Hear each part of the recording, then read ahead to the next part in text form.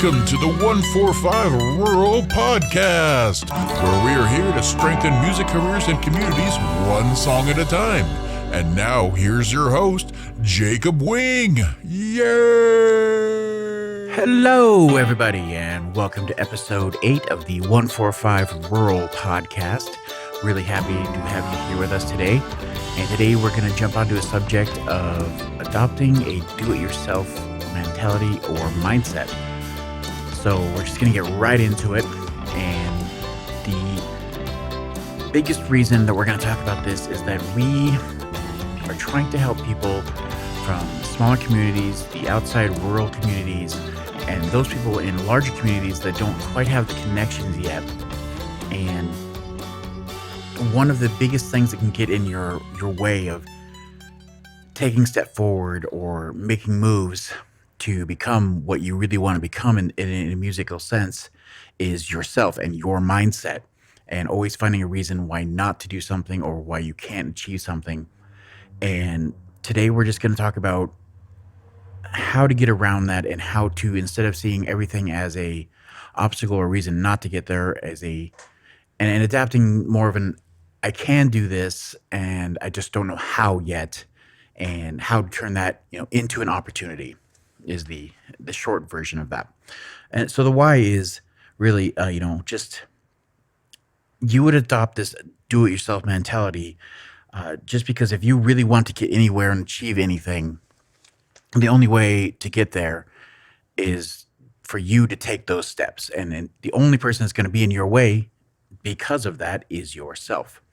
So that's really the biggest reason that we really want to talk about this early and get on this and adopting that kind of ideas and that kind of frame of mind. And it's a good indicator of how things go in the future. But another thing to talk about, of course, is that adopting a do-it-yourself mindset, especially in a smaller community and when you're just kind of starting out by yourself, it's a really great way to also save money and save, all that kind of investment into other things. You can really start to gain a knowledge base just by putting things together or doing something yourself or investing in learning something, and really save some time later and some big money up front when you do this. And it's a really good reason. And we'll talk about some examples that I've gone through and just, things like that that'll give you a little bit more insight to that. And then just a really quick third reason that I thought about going over why you would want to adapt this do-it-yourself mindset is that you might not really get great at everything, and you might not wind up doing everything yourself when it comes to all the things that encompass building up a music career or putting music out into the world. But having a base knowledge, or at least knowing what you don't know, helps you really keep tabs on quality insurance and, making sure that things are at least up to the par that you want them to be. A big part of us not wanting to step out into the limelight and not to get up on the stage is that we don't want to embarrass ourselves. And this is a great way to take that hurdle, that wall you need to climb, that you don't want to run into being embarrassed, and push it out of the way, because you know what the bare minimums are of what you want to sound like, what the lowest thing that you will accept for something like that. So these are all the great reasons why you would want to start to incorporate this mindset into maybe your daily routine or your life. And so from there, we're going to talk about how to achieve this, how to build this kind of system into your life. And from the outside, like, as you're doing it, you're not really thinking about the steps you go through or how this is done. But there's a whole system and a procedure around it that works really well. And the reason that we all know this, and the reason that we can all attest to this, we all know people in our lives, be it our fathers or our mothers or our grandfathers, somebody in our life that has taken that, like maybe they can fix their own car. So they want to save a couple dollars. They didn't want to get an oil change from a big corporate company, and they just pulled the car up to the curb themselves and did it themselves, and they learned, from experience or from somebody who either taught them or from just trying and trial and error, basically. And they learn to do it, and they save themselves money, and car stays working for that much longer. And then that kind of mindset is what we're after. But they go through these exact procedures on a daily and like I said, weekly basis or a monthly basis, and then they don't realize they're doing it. But once you kind of say them out loud and you hear them and you start to visualize them as it's happening, especially when you're mindful of something that you want to achieve and you start doing that and applying it to that, it really does make things a little more clear and gives you a better idea of what you want to invest your time and your effort and your money into deeper to get better at, to get, top notch at, to really use that as something to shine with, and what things you really want to push off to the side, or you want to bring somebody else in, or invest money in and getting this done somewhere else, but somebody with a better knowledge set and more experience, and just the more that you know what works for you and what needs to be done by you versus what can't be done by you and could be better served by bringing somebody else on board in some fashion or way, the quicker you will get to where you want to go, and the better result of the song, the music, the album, the performance, all of that in the end will be. So that list, if we're starting out with, starts out with identifying what you really want to do. And so for a personal example that I'm going to share with you, and I will include pictures if you're on YouTube, which is going to be rough, but I want to be honest and open with this and how it works. When I first started out and opened my own studio for recording and audio work, I wasn't getting a lot of work in the beginning, and I couldn't quite figure out what it was. So in my mind, I thought, well, my knowledge base is kind of there. I put the effort in and the time, and I've worked on tracks, and I've really started to hone my skill and find a direction for myself. But the work wasn't coming in, and I started to tell myself, the usual tropes of why it was happening. And I bought into this. I needed to have a big old mixing desk. Every time you look up a producer or an audio engineer or a mastering engineer or anything like that, what's the number one thing that you always run into? Either their profile pictures or they're doing an interview in front of a big console with all the buttons and the knobs. It's the spaceship. And that's how you know they're the real deal. This is not a joke. They're here to get business done, and they know what they're doing. So in my mind, I bought into this idea that if I don't have this, if I don't have something to show for this, people aren't going to take me seriously, which isn't true. It really is. It comes down to what you put out into the world. And, the more that you are excited about what you're putting out, and the more it draws people in. And that's really how you grow. But that's for another time in another episode. Bum, bum, bum. But during this journey, I identified that in my mind, I needed to have a console. So if you really start diving deep into this and you're being serious about getting a console, you can pick up a used one, in the $10,000, $20,000 range. Or me, of course, I wanted the top end. I have to have a Neve, and that's not important. But in the audio world, that name meant everything in the 70s, 80s, 90s, early 2000s. I have to have something like that. But of course, that was never going to happen. I didn't have that kind of budget, and that wasn't anywhere in the near future. So I decided that, fine, I can't have my own. I'm going to build my own. So I stepped up to the plate and said, how am I going to do this? And, what are my steps I'm going to do? But the most important part of it is that I had identified, here's what I think my problem is. And I'm going to find a solution. And since I don't have the means or any kind of resources to go out and just get this and make it happen, how can I make it happen for myself? And of course, that takes us to the second step. So we've identified the problem. We identified what we want to do. So then came the research. And then with that, just depending on what you're doing, you really want to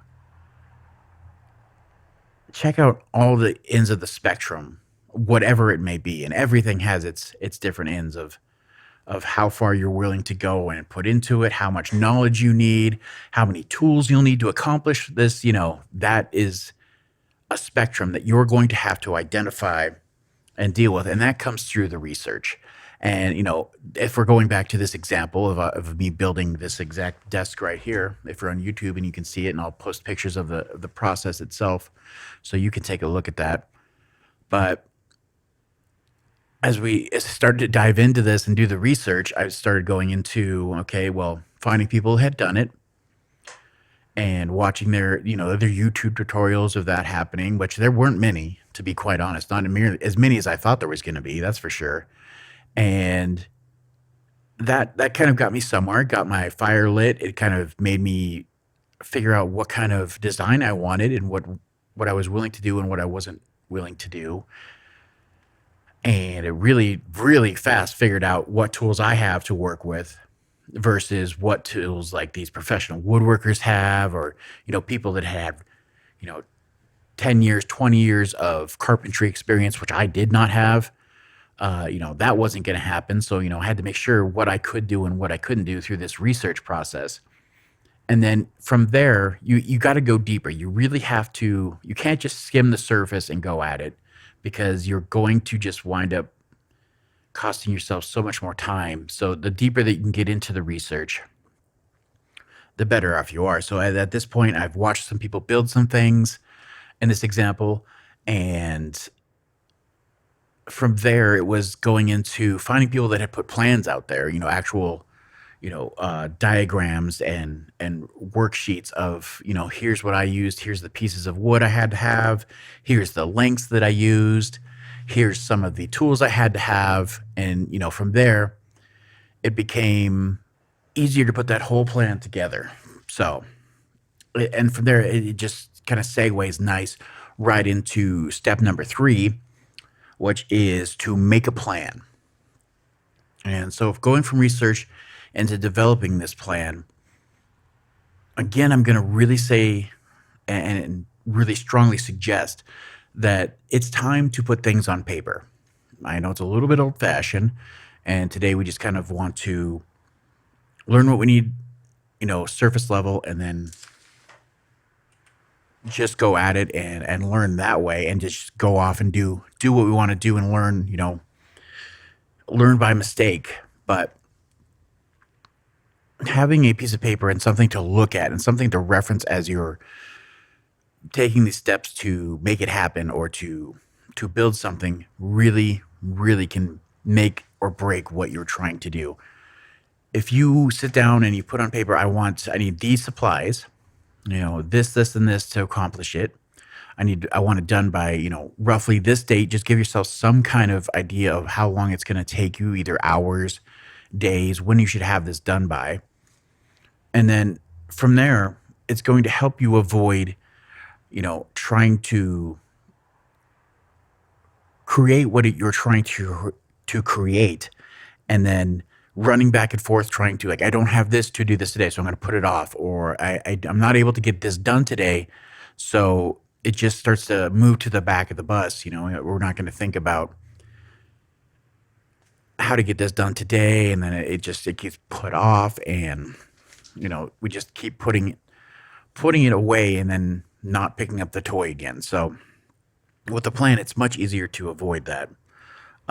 So if you have that piece of paper and you've done the research and you've got a nice plan worked out. So in the example, to reference that again, so I did this research here, and I've got a good idea of what I want to do. I've referenced, tutorials and all the blueprints I could find. And then it became time to put a plan together. So for me, it was, since I'm doing woodwork and I'm trying to create a piece of furniture, basically, it was putting it down on paper and writing out exactly what I needed to have, and then writing out the dimensions of what I wanted, and then making sure that I had the tools to do it, a way to cut the pieces of wood to get them into the shape that I wanted. A ruler and a way to make sure the all the lengths were correct, and all the tools to make the cuts and do all that kind of work. So in the end, it did go a lot smoother than I had ever hoped for, just because I had done the work ahead of time and I had the things to reference of, okay, like you pull over this piece of wood, okay, this is exactly what I want out of this. And you get that done, and you make the cuts, and it's done, and then you look at your thing. Oh, I need 4 of these. Fantastic. I'm gonna lay it over the top of these, and I'm gonna just make little outlines, make it really quick and really easy. And just because of the plan, it was easy just to go bump, bump, bump, bump, bump, and then because of the time frame, I knew exactly how long it should take. I am notorious, and I don't know. I'm sure there's a couple of you out there just like me, where I will start a project, walk away, and then come back to it 6 to 8 months later. Forgot I even started the darn thing, and then it's like, okay, you almost have to start the entire thing over again. You've got to build up the gumption to do it, the want, and then the need, and then you have to relearn everything that you thought you knew, and then start all over again. But if you have the plan and you've set that date, it's so much easier to do that. And then that really is step number 4. We've gone from the plan, and at that point we're doing it, we're following it, 1, 2, 3, 4, 5, we're going down that list, and that's execute. That is the big thing. You've got a plan, it's all there, it's all written down. The number 4 should be the easy part. We're just going to execute. I know it's not always the case, but that's kind of, the most simple way of thinking about it. Like, whatever you're doing and whatever you're trying to accomplish, do it. Simple enough. You've got the plan. You've done the research. You kind of have an idea of what the end result should be. Do it. And here's the thing that kind of trips up everybody and will hurt you in the end. And that is step number 5. You've done it. You've created a thing. And now it's time to be honest with yourself. Is it good enough? Is it what you wanted? Is it what you thought it would be when you started out? Now it's time to evaluate what you've done and then modify. So you're going to take a look at it like, yes, this is exactly what I wanted. This will work. Move on to the next thing. I've got the next creative project to work on, the next thing to invest my time in, the next thing I need to learn or to build or to create. But if it's not the case, if it's not good enough, then that's okay. You need to learn from it and just go back to step 2. And it becomes this cycle of step 2 where we're at talking about the research. What did work and what you're happy with, and you can see it or you can hear it, whatever this project might be. And you can now say what worked and then pick out the parts that didn't work and then do a little more research. So you're back to step 2, and we're doing a little bit more research, figuring out, hey, here's the problem. You just type it into Google. Okay, hey, this didn't work for me. Like, I could not capture the sound I wanted. Type that into Google or to Google. Google. That should be a thing. Words are hard, but getting back to it. If we're thinking about the example that I've used, if I had built this piece of furniture, this desk that I wanted, and it didn't turn out exactly the way I wanted, or wasn't going to be functionally usable, that I would go back to do a little more research. What part of my plans worked? What parts look good and are going to actually be of use? And then how do I fix it?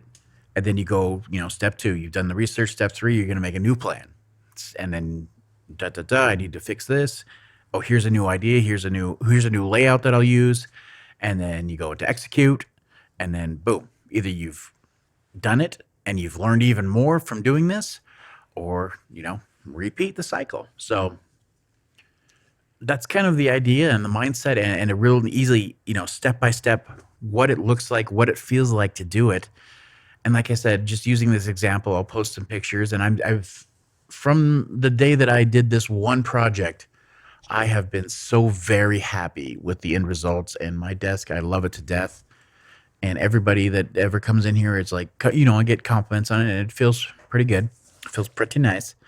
But it's just one example of what you have to do in a smaller setting when you don't have those resources and you don't have the money and you need to achieve a goal. This is the mindset you need to use.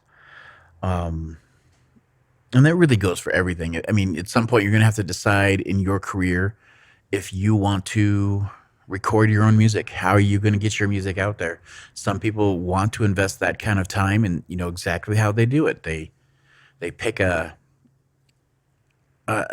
way to do it. Either they're going to do it through their computer and do that, and they get a digital workstation, digital audio workstation, and then they decide, okay, and then they pull up YouTube videos and they go step by step. How does this work? How do I capture a recording? Perfect. How do I make sure that recording is within the parameters that sound good? That I have enough headroom and it's loud enough that I can edit this and it's not going to sound like absolute poo poo, you know. And then step by step, they do the research, and then you know they create a plan of, you know, okay, so I need to make a recording. I'm going to use this kind of interface. I'm going to use this kind of DAW. And then they do the research of, okay, so how does this work? What do I need to do? What kind of microphones do I need? What kind of cables do I need? And they get that all worked out. And then after the plan becomes execute. They do their first recording and it sounds like absolute doo doo. Happens to every one of us. But it's a great time when you're going to decide that if you've done this, yes, I'm enjoying the aspects of this. I like the troubleshooting aspect and figuring out what works, what doesn't work, how to get all this electronic things to work with each other. You know, some people really dig into that and they love it. Obviously, we wouldn't be audio engineers and producers if we didn't like some aspect of that. And then some people absolutely hate it. It kills their creativity and they just can't do it. And that's okay. That's the whole process. That's when you learn is like if you're into it and you're okay with it and it's going to save you money and you think you can get a good product out there, then you just repeat the process. Okay, back to step 2. Let's research why this sounded so bad. Let's look into how to get a better sound. How do artists get the sounds they have that I would like to have? So it works pretty good, and it's a system that it just really, as you identify those are the steps that are happening, and you start to be more mindful of that happening and you using that system, you start to see better results. And then you really start to learn of, hey, I don't want to invest into this. I don't want to put time into this. And then you can hire somebody or find a producer to do the work for you or find an engineer to help you get the recording done and achieve the sound you want to do, like just in that example. So yeah, it really helps you identify what you're going to invest your time into and you know, and what you're going to have to bring somebody else on to do. And with that being said, it's really important that we talk about, just like everything, there is a darker side. There is a cons to the pros of having this do-it-yourself mindset. The best part about that is that you're already if you have that do-it-yourself mindset, you're a go-getter. You're the person that people can turn to actually. They know you're going to get it done. They're going to find a way. That's the when you become somebody that has that kind of mindset, it's so much easier to identify others that have that mindset around you. That that person knows how to get something done. They know how to reach a goal. They know how to execute something, and that's really great. But there is the dark side of this, and the cons is that, I mean, really right in your face, the really obvious one is time. It's a time suck. And you only get so much time in your life to invest into things that you care about, to learn about all the things that you want to learn about. And it's kind of a grim reality to think about. And I'm not trying to be that super dark, but you really have to be mindful of what you're willing to put your time into, your effort and your soul and your creative heart into versus what's just too much to you. What don't you have the actual mindset or talent or patience to do, and adapt from there. So the problem that you really run into is that going through those steps and those 5 steps really can become a huge time suck. And you have to be aware of that. Another huge drawback beyond just time, though, is you meet a lot of people, and I have been guilty of this myself, and I hate it. It's that you become a solo act. And I'm not saying that's a bad thing musically. Don't get me wrong. Solo acts are great, but you become that person that just always can do it themselves. They don't need help. They don't need you. They don't need your input. They don't need anything. I can do this. I can do it on my own. I put out my own stuff. It's fine. I just do it myself. And you become isolated and shut off from the rest of the world. And that's a very bad place to be. And especially when you're trying to grow and become a better person, a better songwriter, a better producer, a better engineer, whatever it may be, cutting yourself from the outside world, you can only grow to a certain point. You're never gonna pick up the new techniques. You're not gonna learn from people around. You're not gonna get that back and forth conversation, what you really need to get better at. Hey, this works, this doesn't. I like this, I don't like this. You're good at this. You should probably work on this because you're not that great at it.